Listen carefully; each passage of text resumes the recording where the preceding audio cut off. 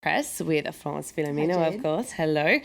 A lot of focus on Syria with those talks still ongoing and seemingly somewhat stalled over one key point. That's right, and that key point is just what's going to happen to Bashar al-Assad. I pulled out a cartoon from the International New York Times where you can see what the Syrian government is proposing. Basically, the Syrian government says it doesn't want to discuss replacing the president. So on the left there, you can see the old Syrian government, and then on the right, the proposed transitional Syrian government. So spot the difference. Well, it's Bashar al-Assad's tie, and he says it himself. Hey, I changed ties, but that's unlikely to be a good point for the opposition, which says that it absolutely wants Bashar al-Assad out. Now, I pulled out another article, this time from the Wall Street Journal, which points out that the Syrian opposition is launching a high-stakes charm offensive towards Russia. Now, this might come as quite a surprise because Russia is, of course, a big supporter of Bashar al-Assad, but this is according to an interview that the Wall Street Journal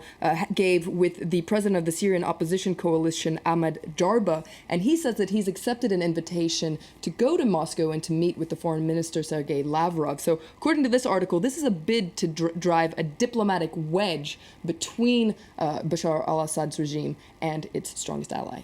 All right, and Egypt is also in the spotlight after the Supreme Council of the Armed Forces gave their backing to now Field Marshal al-Sisi to run for president. That's right, and The Guardian says this actually amounts to an endorsement of al-Sisi by the armed forces, and he's likely to enjoy a landslide victory if he does indeed run for a president. And The Guardian says that this is proof that Egypt is really edging towards a new hardline era, and it doesn't bode well for democracy 3 years after the revolution. The Daily Beast talks about dictators for democracy and points out how ironic it is that al-Sisi was promoted from general to field marshal, because that's the same military rank that Hosni Mubarak had before he became the head of state. Now, the Daily Beast wonders, how would al-Sisi act as a president? Well, it's not clear. He has proven himself to be an astute political player, but he hasn't really made public any plans on how to save the country's deeply rooted economic problems, which has led to a lot of this unrest. And it points out that it wonders, the big question is how patient people will be with him.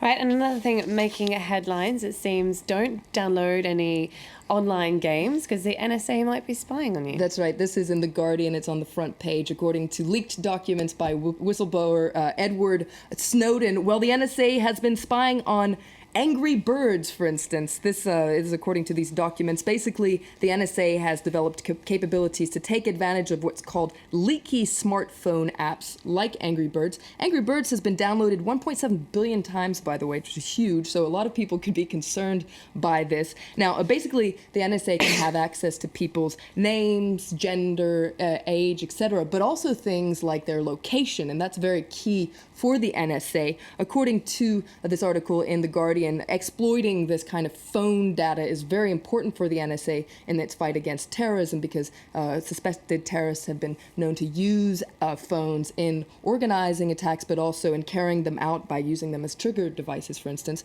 And this article points out that the NSA has spent more than $1 billion in its phone targeting efforts.